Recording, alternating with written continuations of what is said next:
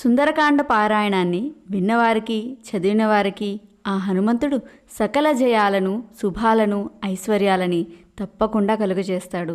కాబట్టి మీరు కూడా నాతో పాటు ఈ సుందరకాండ పారాయణం చేసి తరించండి.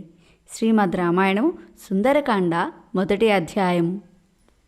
శ్రీమద్ రామాయణము సుందరకాండ 13వ అధ్యాయము. ఎంతకు తనకు లొంగకుండా ధర్మ మార్గాన్ని అంటిపెట్టుకున్న ఉన్న సీతను రావణుడు కోపం వచ్చి చంపేసి ఉంటాడేమో.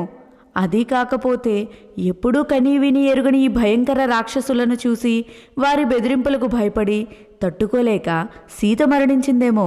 కాబట్టి సీత ఇంక నాకు కనిపించదు. సుగ్రీవుడిచ్చిన గడువు ఎప్పుడో దాటిపోయింది. ఇన్ని రోజులు ఇక్కడా అక్కడా తిరిగి ఇప్పుడు సీత కనబడలేదు అని చెప్పితే సుగ్రీవుడు ఊరుకుంటాడా? వాడసలే మహాబలవంతుడు. చచ్చేట్టు చావగొడతాడు, మరణదండన విధిస్తాడు. నేను మాత్రం ఊరికినే ఉన్నానా? రావణుని అంతఃపురం అంతా చూశాను, ఎంతోమంది స్త్రీలను చూశాను, కానీ సీత ఎక్కడా కనబడలేదు. ఏం చేయను? 100 యోజనముల సముద్రం దాటడం, లంకలోనికి ప్రవేశించడం, లంకంతా అణువణువునా గాలించడం, ఈ శ్రమంతా వృధా అయింది. నా కోసం సముద్రం ఆవల ఎంతోమంది వానరులు వేచి ఉన్నారు. నేను వారి దగ్గరికి పోగానే 100 యోజనముల సముద్రం దాటి లంకకు వెళ్ళావు కదా, ఏం సాధించావు? సీత జాడ తెలుసుకున్నావా? ఏమైంది? సీత ఎక్కడుంది అని వాళ్ళు అడిగితే ఏమని సమాధానం చెప్పాలి? పోని వారి దగ్గరికి వెళ్లకుండా ఇక్కడే ఉంటే నా కోసం ఎదురు చూసి చూసి వారు ప్రాయోపవేశం చేసి మరణిస్తారేమో. నేనేదో ఘనకార్యం చేసుకుని వస్తానని జాంబవంతుడు అంగదుడు నా కోసం ఎదురు చూస్తుంటారు. వారికి ఏమని చెప్పాలి అని ఆవేదన చెందుతున్నాడు హనుమంతుడు. ఇంతలో హనుమంతునిలోని వివేకము మేల్కొంది. తనను తాను సంభాళించుకున్నాడు. ఏమిటిది? నేను ఇలా ఆలోచిస్తున్నాను. నాకు ఇంత నిర్వేదము పనికిరాదు. అన్ని అనర్థాలకు హేతువు నిర్వేదము. నిర్వేదము లేకపోవడమే కార్యసిద్ధికి మూలము.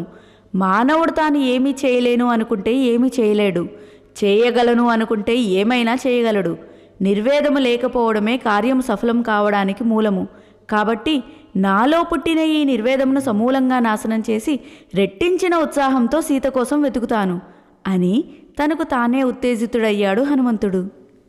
వెంటనే తాను అప్పటి వరకు సీత కోసం ఎక్కడెక్కడ వెతికింది ఒక్కసారి ఆకలింపు చేసుకున్నాడు. తాను అప్పటిదాకా పానశాలలు, ఉద్యానవనములు, పూపొదరిళ్ళు, క్రీడామందిరములు, శయ్యాగారాలు, భోజనశాలలు, పుష్పక విమానంలోని అంతర్భాగములు, ఇంకా లంకలోని అన్ని గృహములు, ప్రాంగణములు వెతికాడు. ఇంకా వెతకవలసినవి నేలమాళిగలు, జనులు సాధారణంగా గుమిగూడే మంటపాలు, చిన్న చిన్న గృహాలు, వీటిని కూడా వెతకాలి అని నిశ్చయించుకున్నాడు. అంతే, హనుమంతుడు చిన్న మర్కటము మాదిరి చెంగు చెంగున ఎగురుతూ దుముకుతూ అన్నిళ్లలోకి దూరి వెతకడం మొదలుపెట్టాడు. చిన్న పెద్ద అని తేడా లేకుండా అన్ని గృహములను ఒక్కటి వదలకుండా, అంగుళము మేర కూడా వదలకుండా వెతికాడు. కానీ సీత కనపడలేదు.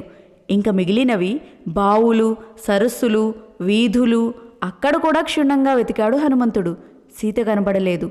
ఎంతోమంది రాక్షస స్త్రీలు, ఇతర జాతుల స్త్రీలు కనబడ్డారు. కానీ సీత మాత్రం కనబడలేదు. ఇంకా వెతకవలసిన స్థలాలు ఏమీ లేకపోవడంతో హనుమంతునిలో మరలా నిరుత్సాహము ఆవరించింది. తాను సముద్రాన్ని లంఘించడం, సీతను వెతకటం అన్నీ వృధా అయిపోయినాయి కదా అని ఆలోచిస్తున్నాడు హనుమంతుడు. శ్రీమద్ రామాయణము సుందరకాండ 13వ అధ్యాయము సంపూర్ణము. హరి ఓం తత్సత్.